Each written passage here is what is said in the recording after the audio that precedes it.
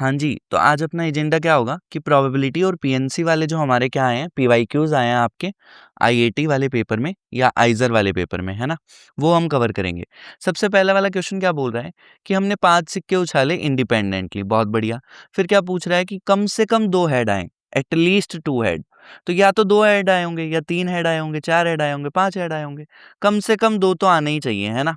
तो जहाँ भी हमारे पास क्या होगी, ये एटलीस्ट वाली अप्रोच होगी, हम मैक्सिमम टाइम्स क्या कर रहे होंगे, यही कर रहे होंगे। क्या कि टोटल केसेस में से हम वो वाले केसेस माइनस कर देंगे, टोटल माइनस नन, है ना? तो देखो क्या बोल रहा है कि कम से कम 2 हेड आए, तो टोटल प्रोबेबिलिटी क्या होती है 1। तो या तो 0 हेड आया हो या 1 हेड आया हो, ये हमने माइनस कर दिया टोटल में से। अगर मैं टोटल में से वो वाले केसेस माइनस कर दूं जिनमें 0 हेड आया है या 1 हेड आया है, तो क्या मेरे पास ये ही नहीं बच जाएगा? चिंतन करिए, इस पे समझ जाएंगे, है ना? तो जब भी हमें एटलीस्ट वाली अप्रोच यूज करनी होगी, हम यही यूज कर रहे होंगे, टोटल माइनस नन। बहुत इंपॉर्टेंट अप्रोच है और इस पे तुम्हारे पेपर में क्वेश्चंस भी बहुत ज्यादा आ रहे हैं, है ना? ठीक है। अब बात आई, अगर एक हेड 0 है तो क्या पांचों टेल आए होंगे, है ना? और एक हेड है तो क्या आए होंगे, 4 टेल आए होंगे। अब तुमने 5 सिक्के उछाले, ये बताओ मुझे, तो क्या यही हेड आना चाहिए? नहीं ना, कहीं पे भी हेड आ सकता है। तो 5 में से कोई भी एक पोजीशन सेलेक्ट करोगे, वहां क्या आ जाएगा, हेड। हेड आने की प्रोबेबिलिटी कितनी, हाफ। और टेल आने की प्रोबेबिलिटी भी कितनी, हाफ। इसकी पावर 4, मतलब 4 बार क्या आया, टेल। एक बार क्या आया, हेड। समझ गए होंगे, ठीक है। तो एटलीस्ट वाली अप्रोच हम कैसे यूज करेंगे, टोटल माइनस नन वाले तरीके से। ठीक है, आगे बढ़ते हैं। क्वेश्चन क्या बोल रहा है कि एक शिप है जिसके अंदर 3 इंजन दे रखे हैं एबीसी। तीनों कैसे काम करें, इंडिपेंडेंटली। अगर इंडिपेंडेंटली काम करते हैं तो जैसे कोई भी 2 इवेंट्स अगर इंडिपेंडेंट है तो उनकी प्रोबेबिलिटी को हम कैसे लिख सकते हैं, मल्टीप्लाई कर सकते हैं, है ना? ए इंटरसेक्शन बी की प्रोबेबिलिटी को हम ऐसे लिख सकते हैं, समझ पा रहे हो? तो यहाँ क्या बोल रहा है, इसने बोला कि 3 इंजन थे शिप के एबीसी। फिर वो बोल रहा है कि शिप जो है वो अपना कंप्लीट कर पाएगा कब, जब उसके कम से कम 2 इंजन काम करने चाहिए। 3 में से एटलीस्ट 2 अगर काम करेंगे तभी वो अपना ट्रिप कंप्लीट कर पाएगा, ठीक है। तो क्या बोल रहा है कि एक इंजन के ए के ब्रेकडाउन होने की प्रोबेबिलिटी 1/4 है, बी के ब्रेकडाउन होने की प्रोबेबिलिटी 1/4 है, और सी के ब्रेकडाउन होने की प्रोबेबिलिटी भी दे रखी है। तो what is the probability that the ship can complete the, है ना, शिप अपना वो कंप्लीट कर पाए। तो 3 इंजन हैं एबीसी, है ना? तो देखो प्रोबेबिलिटी क्या गिवन है कि ए खराब हो जाए, ए वाला इंजन ब्रेकडाउन हो जाए, उसकी प्रोबेबिलिटी 1/4 है। तो मेरे को ये बताओ कि ए के काम करने की प्रोबेबिलिटी कितनी होगी? अगर खराब होने की 1/4 है तो काम करने की 1 माइनस 1/4 क्या हो जाएगी, 3/4। ये हो जाएगी ए के काम करने की प्रोबेबिलिटी। सिमिलरली दे रखा है कि बी अगर काम नहीं करता है तो उसकी प्रोबेबिलिटी 1/4 है, बी इंजन ब्रेकडाउन हो जाता है तो। और सी ब्रेकडाउन हो जाता है तो उसकी प्रोबेबिलिटी कितनी है, 1/2। अब ये बोला उसने कि कम से कम 2 तो काम करने चाहिए, तो या तो 2 काम कर रहे होंगे या तीनों काम कर रहे होंगे, 2 ही केसेस हैं। तो यहाँ हमारे पास केसेस कम थे, इसलिए हम डायरेक्ट भी क्या कर सकते थे, निकाल सकते थे। तो देखो ये एटलीस्ट, एटमोस्ट, ये सब आपको समझ आना चाहिए बढ़िया से, है ना? तो क्या बोला कि 2 इंजन काम कर रहे होंगे। अब 2 इंजन काम कर रहे होंगे तो हो सकता है ए और बी काम कर रहे हो, सी ना कर रहा हो। या फिर क्या हो सकता है, ए ना कर रहा हो, बी सी काम कर रहा हो। या फिर बी ना कर रहा हो, ए और सी क्या कर रहा हो, काम कर रहा हो। समझ पा रहे होंगे तुम। यहाँ क्या तीनों इंजन काम कर रहे हो, ठीक है। तो यहाँ क्योंकि ये तीनों इंजन्स कैसे काम कर रहे थे, इंडिपेंडेंटली काम कर रहे थे, इसलिए हम इसकी प्रोबेबिलिटी को क्या कर सकते हैं, ऐसे लिख सकते हैं, probability of A, probability of B और प्रोबेबिलिटी ऑफ सी बार। आया समझ, है ना? अब जैसे मैं ऑलरेडी बता चुका हूँ कि ए के खराब होने की प्रोबेबिलिटी 1/4 थी, तो ए के काम करने की प्रोबेबिलिटी कितनी हो जाएगी, 1 माइनस 1/4, है ना? सिमिलरली बी के खराब होने की प्रोबेबिलिटी 1/4 थी, तो बी के काम करने की प्रोबेबिलिटी कितनी, 3/4। सिमिलरली सी के लिए हो जाएगा, ठीक है। अब क्या ये हम कर सकते हैं? अरे एक बात बताओ, अगर 2 इंजन काम करेंगे तो कोई से भी 2 इंजन काम कर सकते हैं ना। हो सकता है ए भी काम कर रहा हो सकता है बी सी काम कर रहा हो सकता है ए सी काम कर रहा हो। तो 2 तो कर रहे होंगे काम इस वाले केस में, और एक नहीं कर रहा होगा, है ना? ठीक है, यहाँ पे भी 3 इंजन की बात हो रही है, तो तीनों क्या कर रहे होंगे, काम। अब इसकी प्रोबेबिलिटी को हम कैसे लिख सकते हैं, probability of A, probability of B into probability of C, क्योंकि ये तीनों क्या है, इंडिपेंडेंट। क्या हमें ये तीनों पता है? ठीक है, तो आगे तो बेसिक सी क्या है, मजदूरी। क्या हम जोड़ बाकी कर लेंगे अब, है ना?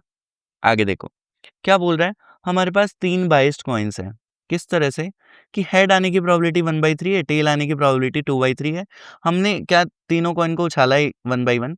इवेंट ई क्या बोला कि कम से कम 2 हेड आ जाए, है ना? इवेंट एफ हमने बोला कि पहले कॉइन पे टेल आए। फिर वो क्या पूछ रहा है, कंडीशनल प्रोबेबिलिटी। अगेन ये इंपॉर्टेंट टॉपिक है, आपके पेपर में बहुत बार आ रहा है ना? तो देखो conditional probability of A given B को हम कैसे बोलते हैं? Probability of A intersection B upon probability of B. हमारा सैंपल स्पेस अब की बार केवल बी है और न्यूमरेटर में लिखा हुआ है ए इंटरसेक्शन बी। इसका मतलब है ए भी हो जाए और बी भी हो जाए, सेम टाइम पे ए और बी हो जाए। ठीक है, तो ये हमने फॉर्मूला लिख दिया। अब अगर हम डिनोमिनेटर को एनालाइज करें, क्या प्रोबेबिलिटी ऑफ एफ, एफ क्या था कि पहले कॉइन पे क्या है? टेल। तो पहले फर्स्ट कॉइन शोज टेल। हाँ, तो क्योंकि हमने 3 क्या उछाले? सिक्के। तो पहले कॉइन पे तो क्या आएगा? हर बार टेल ही आएगा, क्योंकि उसने बोला है कि एफ का मतलब क्या है? पहले कॉइन पे टेल आना चाहिए। तो पहली पोजीशन तो क्या हो गई? लॉग्ड। इसके बाद केवल ये 2 पोजीशंस बची, तो इन पे हेड और टेल अरेंज हो सकते हैं कैसे भी। अब आगे क्या आ रहा है, मुझे क्या मतलब है? मुझे तो ये मतलब है कि केवल पहले सिक्के पे क्या आया? टेल। उससे आगे क्या आ रहा है, उससे मुझे कोई लेना देना नहीं है। और क्योंकि ये तीनों सिक्के हमने 1 बाय 1 उछाले इंडिपेंडेंटली, तो हम इनकी प्रोबेबिलिटीज को क्या कर सकते हैं? मल्टीप्लाई। टेल आने की प्रोबेबिलिटी 2/3 है। अब ये मत समझ लेना ये क्यों है, गिवन है ना यार, बायस्ड कॉइन है। ठीक है, समझ पा रहे होंगे, वरना तो 1/2 होती है अगर बायस्ड कॉइन ना होता तो। समझ गए होंगे। ठीक है, सभी को मल्टीप्लाई कर देंगे, यहाँ भी सभी को मल्टीप्लाई कर देंगे। अब हेड हेड आ सकता है, हेड टेल आ सकता है, टेल हेड और टेल टेल, दो के कॉम्बिनेशन तो हम बना ही सकते हैं, क्या बन पाएंगे, है ना। इन सभी को क्या कर देंगे? बाद में ऐड कर देंगे। समझ पा रहे हैं? क्या हम इसको सॉल्व कर लेंगे, तो यहाँ से प्रोबेबिलिटी ऑफ एफ आ चुकी है। अब मेरे को ये बताओ कि ई इंटरसेक्शन एफ भी निकालना है न्यूमरेटर को, अगर हम देखें इसका मतलब क्या है कि कम से कम 2 हेड आए और एफ भी साथ में होना चाहिए। मतलब पहले कॉइन पे तो टेल ही आना चाहिए और साथ में ये भी होना चाहिए। अब एक बात बताओ, अगर तुमने 3 सिक्के उछाले, तुम बोल रहे हो पहले पे तो टेल ही आएगा। फिर दूसरी बात तुमने बोली कम से कम 2 हेड आने चाहिए और पहले पे टेल आएगा, तो क्या केवल यही केस बन पाएगा? क्योंकि पहला तो लॉक्ड है, पहला लॉक्ड है और फिर 2 हेड लाने हैं, तो केवल यही केस बन पाएगा। आया होगा समझ, है ना? तो देखो यहाँ से आ रहा होगा समझ। तो टेल आने की प्रोबेबिलिटी 2/3 है, हेड की 1/3, 1/3। तो इसको जब सॉल्व करोगे 2/27 बनेगा। वैल्यूज पुट कर देंगे, आंसर आ जाएगा, है ना। तो देखो इधर देखेंगे आगे क्या बोल रहा है। एक बैग है जिसमें 8 बॉल्स हैं, 5 ग्रीन है और 3 क्या है? रेड, है ना। फिर उसने बोला कि the probability that the 2 ball chosen at random are of same colour. मतलब मैं क्या करूंगा, इस बैग से 2 बॉल उठाऊंगा और वो सेम कलर की हो, इसकी क्या प्रोबेबिलिटी है? तो सोचो सेम कलर आना चाहिए, मतलब या तो ग्रीन कलर की बॉल उठाऊं दोनों बार, या फिर दोनों पर क्या आनी चाहिए? रेड। तो पहला केस मैंने ले लिया कि दोनों बॉल जो आई वो मेरी क्या आई? ग्रीन। तो अगर ग्रीन आनी चाहिए तो इसी में से सेलेक्ट होनी चाहिए, तो 5C2 आ गया। और टोटल 8 बॉल्स में से 2 चूज करे हो, तो टोटल आउटकम्स क्या हो गए? 8C2। फेवरेबल कितने हो गए? 5C2। क्या ये आसान है? हाँ जी सर। क्या हम 5C2 को फास्ट कैलकुलेट करना जानते हैं? अब इसमें ये मत करने बैठना यार, टाइम लग जाएगा ना फालतू का। 5C2 को हम कैसे करेंगे? देखो 5 को 2 बार डिक्रीज करेंगे, है ना, नीचे 2 फैक्टोरियल से डिवाइड कर देंगे जितने का फैक्टोरियल लिखा है। सिमिलरली आगे क्या बोल रहा है उसने, तो या तो दोनों बॉल्स क्या आई हो? ग्रीन। एक केस ऐसा भी तो हो सकता है दोनों बॉल रेड आई हो, है ना। तो दूसरा केस क्या होगा कि दोनों बॉल रेड आई हो, तो यहाँ से सेलेक्ट होंगी। तो यहाँ से अगर 2 बॉल सेलेक्ट होंगी तो ये हो जाएगा, और टोटल 8 है तो ये हो जाएगा। समझ पा रहे होंगे। अब 3C2 को कैसे कैलकुलेट करते हैं? सर ये तो 3C1 ही है और ये तो 3 ही होता है। 8C2 बताओ कैसे कैलकुलेट होगा? तो 8 × 7, जितना यहाँ लिखा है उतनी बार डिक्रीज करोगे, डिवाइड बाई 2 फैक्टोरियल, खत्म बात। समझ गए होंगे। दोनों केसेस को क्या कर देंगे बाद में? ऐड। आ गया होगा समझ। आगे देखो क्या बोल रहा है कि out of A pack of 10 cards, मतलब 10 कार्ड हैं जिनमें नंबरिंग की हुई है 1 से 10। एक बॉय ने एक कार्ड उठाया रैंडमली और फिर उसको वापस रख दिया। फिर एक लड़की ने कार्ड उठाया रैंडमली उसी पैक से, है ना। तो जो बॉय ने कार्ड उठाया उसको एम बोला गया और जो गर्ल ने कार्ड उठाया उसको क्या बोला गया? एन। तो हमें क्या निकालना है? वापस कंडीशनल प्रोबेबिलिटी कि M greater than N such that given that M is even. मतलब जो लड़के ने कार्ड उठाया वो हमें पता है इवन है। क्या है कि जो लड़के ने कार्ड उठाया वो हमें गिवन है कि इवन है, तो हमें निकालना है कि एम की वैल्यू जो रही होगी वो क्या रही होगी? ग्रेटर देन इवन रही होगी। तो सबसे पहले अगर मैं कंडीशनल प्रोबेबिलिटी बता चुका हूँ तो मैं ऑलरेडी, ए गिवन बी का मतलब ये होता है। ठीक है, तो सबसे पहले अगर मैं डिनोमिनेटर को एनालाइज करूँ इसके, तो इवन कब कब होगा? तो यार टोटल आउटकम्स है 10, इवन होगा 2 4 6 ऐसे 5 बार, तो 5/10 1/2 हो जाएगा। समझ पा रहे होंगे, है ना। फिर ये बताना है हमें कि ये m इवन भी हो और m ग्रेटर देन 2 हो। तो m इवन हो तो क्या क्या हो सकता है? 2 4 6 8 10, इनके अलावा तो कुछ होगा नहीं। अब m ग्रेटर देन n होना चाहिए, तो क्या n के पास केवल एक ही ऑप्शन है 1। अब अगर ये 4 है तो n क्या क्या हो सकता है? 1 2 3। अगर ये 6 है तो ये क्या हो सकता है? क्योंकि ये बड़ा है तो 1 से 5 तक कुछ भी हो जाए, इस पे तो कोई कंडीशन नहीं है, बस ये छोटा होना चाहिए m से, ठीक है। m अगर 8 है तो ये 1 से 7 तक कुछ भी हो सकता है। m अगर 8 है m अगर 10 है तो ये 1 से 9 तक कुछ भी हो सकता है। तो क्या केवल यही वाले केसेस बनेंगे, है ना? इनमें क्या m इवन भी सैटिस्फाई हो रहा है और ये भी सैटिस्फाई हो रहा है। तो क्या ये दोनों कंडीशन साइमल्टेनियसली सैटिस्फाई हो रही है कि m के इवन होते हुए भी m क्या है, n से बड़ा। समझ पा रहे हो कि दोनों कंडीशंस क्या होनी चाहिए, साइमल्टेनियसली सैटिस्फाई, है ना? साइमल्टेनियसली का मतलब एट द सेम टाइम, ठीक है। टोटल फेवरेबल केसेस अगर तुम देखोगे तो देखो यहाँ से एक केस ये आ गया, 3 ये, 5 ये, 7 ये और 9 ये, है ना?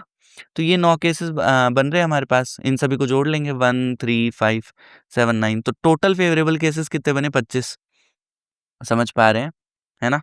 और टोटल केसेस कितने बनेंगे? अब यार 2 कार्ड चूज़ करने हैं, तो 10 इसके पास ऑप्शन है, 10 इसके पास ऑप्शन है, तो टोटल कितने बने, 100, है ना? तो 25/100 कितना हो गया, 1/4।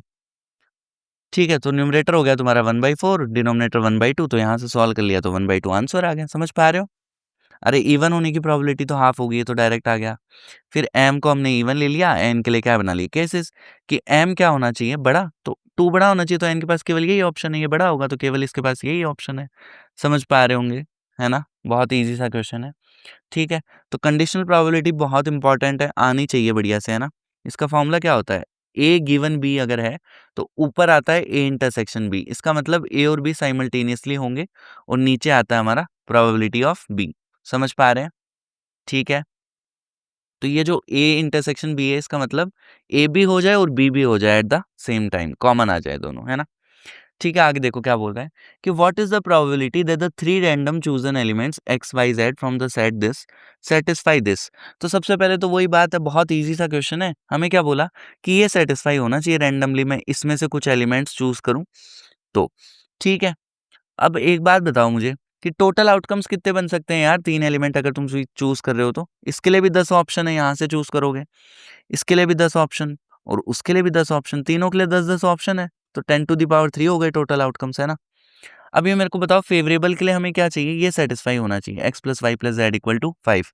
यहाँ से एलिमेंट अगर चूज कर रहे हैं तो मतलब अगर मैं 3 से स्टार्ट करूँ तो 3 + 1 + 1 5 हो जाएगा, 2 से चालू करूँ तो ये हो जाएगा। अब किसी के दिमाग में ये तो नहीं आ रहा 4 से कर लेते हैं, 0 इस सेट में है नहीं तो ये तो होगा नहीं, है ना? समझ पा रहे हो? तो 3 + 2 वाला भी नहीं होगा क्योंकि 0 सेट में नहीं है। तो क्या केवल यही 2 पॉसिबिलिटी हैं? एक तो ये वाली और एक ये वाली, है ना? इनके अलावा और कोई पॉसिबिलिटी तो है नहीं। दिमाग में अगर कुछ आ रही है तो करके देखना। उसमें 0 आएगा तो 0 तो हमारे सेट में है नहीं। इसी सेट से हमें क्या उठाना है, एलिमेंट, ठीक है। अब देखो क्या ऐसा तो उसने कुछ बोला नहीं कि पहला एलिमेंट 3 होना चाहिए या x की वैल्यू 3 होनी चाहिए, y की 1, z की 1, ऐसा तो नहीं बोला उसने, तो बोला बस सम 5 होना चाहिए। तो क्या मैं इसको आपस में अरेंज भी कर सकता हूँ? तो इनको अरेंज करना क्या हमें आता है, 3 फैक्टोरियल बाई 2 फैक्टोरियल, है ना? क्या इसको भी अरेंज हम कर सकते हैं 3 फैक्टोरियल बाई 2 फैक्टोरियल से? तो ये भी 3 है और ये भी 3 है। तो या तो ये रहा होगा या ये रहा होगा। तो हम पढ़ते हैं कि जब भी या आता है तो हम क्या कर देते हैं, प्लस कर देते हैं। तो दोनों को हमने प्लस कर दिया तो टोटल आउटकम 6 हो गए। मैंने पूरे लिख भी दिए हैं कि देखो 2 1 2 हो सकता है या फिर क्या-क्या हो सकता है कि 2 इधर आ जाए, 1 इधर आ जाए, 2 2 1 हो सकता है या फिर 1 2 2 भी हो सकता है। क्या इन सभी का सम 5 बनेगा? है ना? तो आपस में ये क्या कर सकते हैं, रीअरेंज। तो 3 1 1 कितना हो गया, 5, 1 3 1 कितना हो गया, 5, 1 1 3 भी कितना हो गया, 5। समझ पा रहे होंगे, है ना? आगे बढ़ते हैं। तो टोटल आउटकम्स कितने हो गए, 10⁻³ और फेवरेबल हो गए 6। तो प्रोबेबिलिटी तो सब निकाल ही लेंगे, है ना? अब क्या बोल रहा है कि एक नंबर जो है वो हमने रैंडमली उठाया from the set of 5 digit natural number. तो हमें प्रोबेबिलिटी निकालनी है कि कम से कम एक डिजिट तो क्या हो, 0। तुम देख रहे हो एटलीस्ट की इंपॉर्टेंस, देख रहे हो कितनी बार एटलीस्ट तुम्हारे पीवाईक्यूज में आ रहा है ना, कि कम से कम एक डिजिट तो क्या हो, 0। तो हम क्या करेंगे, हम वापस कॉम्प्लीमेंट्री अप्रोच करेंगे। क्योंकि अगर तुम ऐसे करने जाओगे तो तुम बोलोगे कि पहले तो एक डिजिट 0 हो, है ना? फिर 2 डिजिट 0 हो, फिर तुम बोलोगे 3 डिजिट 0 हो। इस तरह से, समझ पा रहे हो? नेचुरल नंबर में, है ना? तो वो तो लेंथी पड़ जाएगा काफ़ी। तो हम क्या कर सकते हैं कि एक डिजिट 0 चाहिए ना हमें एटलीस्ट। तो हम क्या करा, हमने टोटल प्रोबेबिलिटी में से वो माइनस कर दिया जहाँ एक भी 0 नहीं आया। टोटल माइनस नन, है ना? 1 माइनस टोटल प्रोबेबिलिटी 1 होती है, 1 minus probability such that no digit is 0। मतलब जो हमारा 5 डिजिट नंबर है उसमें एक भी 0 नहीं आया, है ना? नंबर आया पूरा। तो अगर मैंने ये माइनस कर दिया, तो अब क्या हमारे पास वही केसेस बने जिनमें कम से कम एक बार तो 0 आया होगा। समझ पा रहे होंगे। तो ये वाली जो कॉम्प्लीमेंट्री अप्रोच है ये बहुत बार यूज़ होती है, at least equal to total minus none, है ना? तो such that no digit is 0। अब इसकी प्रोबेबिलिटी निकालो। अब हमें क्या निकालना है, 5 डिजिट नंबर इस तरह से कि वो 0 ना हो। तो यहाँ कितने ऑप्शंस, 9। 0 नहीं आना चाहिए किसी भी प्लेस पे, ना यहाँ पे, ना यहाँ पे, कहीं पे भी नहीं। तो हर जगह के लिए क्या, 9 ऑप्शंस। तो 9 टू द पावर कितना, 5। तो ये हो गए फेवरेबल। अब टोटल क्या होंगे, टोटल क्या होंगे यार, 5 डिजिट नंबर बनाना है बस। तो यहाँ 9 ऑप्शंस होंगे और बाकी जगह 10 होंगे, क्योंकि अब तो 0 आ ही सकता है टोटल, टोटल में तो, समझ पा रहे हो, है ना? तो ये हो जाएंगे तुम्हारे टोटल आउटकम्स। कर देना, आप तो प्रोबेबिलिटी निकाल सकते हो बड़े प्यार से, है ना? आगे बढ़ते हैं। क्या बोल रहा है कि how many 3 digit numbers divisible by 5 are there in which no digits are repeated. मतलब सबसे पहली बात, 3 डिजिट नंबर बनाना है जो कि 5 से डिविजिबल हो। तो अगर 5 से डिविजिबल है तो लास्ट में या तो 0 आना चाहिए या 5 आना चाहिए। तो बच्चा बच्चा जानता है ना, कि अगर 5 से डिविजिबिलिटी चाहिए तो लास्ट में या तो 0 आना चाहिए या 5 आना चाहिए। एक चीज़ उसने बोली कि कोई भी डिजिट रिपीट नहीं होना चाहिए। अब जब भी पीएनसी वाली कहानी में इस बात को गाँठ बाँध लो कि जब भी पीएनसी वाली कहानी में 0 इंक्लूडेड होगा, हम उसको अलग से हैंडल करेंगे। क्या करेंगे? अलग से हैंडल, है ना? तो क्या किया मैंने? लास्ट प्लेस पे 0 रख दिया। या तो लास्ट प्लेस पे 0 आया होगा, ये ले लिया मैंने केस 1, या फिर लास्ट प्लेस पे क्या आया होगा? 5 आया होगा, है ना? ठीक है, तो ये क्या बन गए हमारे, 3 प्लेसेस बन गए कि लास्ट प्लेस पे 0 आया या फिर 5 आया, 2 केसेस सॉरी।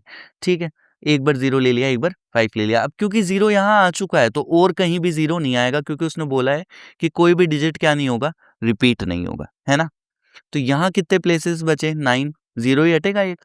अब एक तो इधर 0 आ गया, इधर 0 आया नहीं, तो 2 नंबर्स ऑलरेडी आ चुके हैं, तो इस प्लेस के पास तो 8 ही ऑप्शन है। तो 9 इंटू 8 कितना हो गया, 72। कि यहाँ लेट्स से अगर 2 आ गया तो 0 और 2 नहीं आएंगे, तो यहाँ कितने ऑप्शन बचे, 8। यहाँ जो भी नंबर आएगा वो नहीं आ सकता इधर, इसलिए इधर कितने ऑप्शन, 8। समझ गए होंगे। सेकेंड वाले केस में बाद वाले प्लेस पे क्या आना चाहिए, 5 आना चाहिए। ठीक है, तो यहाँ कितने ऑप्शन बचे देखो, एक तो 5 रिजेक्ट हो गया और एक 0 रिजेक्ट हो गया, तो यहाँ 8 ऑप्शन बचे। अब यहाँ तुम देखो क्या आ सकता है, यहाँ 2 नंबर नहीं आएंगे, है ना? एक तो 5 नहीं आएगा, बट क्या यहाँ 0 आया? नहीं। तो क्या यहाँ 0 आ सकता है? बिल्कुल, क्योंकि अभी तक कहीं पे भी 0 नहीं आया, तो 0 तो आ ही सकता है और 2 नंबर हटेंगे। तो इधर भी कितने ऑप्शंस होंगे, 8। समझ पा रहे होंगे। क्या इस प्लेस पे 0 आ सकता है? हाँ जी सर, बिल्कुल आ सकता है, क्योंकि 0 और कहीं नहीं आया है ना? ठीक है, तो 64 हो जाएगा। तो क्या हम दोनों केसेस को ऐड कर देंगे? ठीक है, तो यहाँ पहुँच जाएँगे। आगे बढ़ते हैं। क्या बोल रहा है? ये तो मतलब हवा में होने वाला सवाल था, फ्री के number. Total number of distinct divisor of this, तो टोटल नंबर डिवाइज़र पूछ रहा है। तो अगर 2 की पावर a इंटू 3 की पावर b लिखा है, तो उसके डिवाइज़र कितने होंगे? a plus 1 into b plus 1, खत्म बात। तो 9 प्लस 1 कितना, 10 इंटू 19 प्लस 1 20, तो 10 इंटू 20 कितना, 200। अगर थोड़ा-सा फ़ील चाहिए तो ऐसे ले लो कि मतलब इस नंबर को डिवाइड करना है, तो अगर 2 की पावर 0 से मैं कॉम्बिनेशन बनाऊँ तो 3 की पावर 0 हो सकता है पहले, फिर 3 की पावर 1 हो सकता है, फिर 3 की पावर 2 हो सकता है, इस तरह से चलता जाएगा। समझ पा रहे हैं? फिर 2 की पावर 1 और 3 की पावर का कुछ कॉम्बिनेशन आएगा। तो टोटल कितने बन पाएँगे, 200। फ़ॉर्मूला याद रखो, बस खत्म बात। 9 प्लस 1 इंटू 19 प्लस 1। ठीक है? बहुत ईज़ी सा क्वेश्चन था ये। तो हमने बहुत सारे क्वेश्चंस कर लिए हैं। तो एक तो ये एट लीस्ट वाले जो क्वेश्चंस हैं ये बहुत सारे आ रहे हैं। एक तुम्हारे कंडीशनल प्रोबेबिलिटी पे क्वेश्चन आ रहे हैं। है ना? समझ रहे हो? तो ये दोनों बहुत इंपॉर्टेंट है। और पीएनसी में वो 0 वाली कहानी याद रखना, जहाँ भी 0 आए उसको हम अलग से हैंडल करेंगे।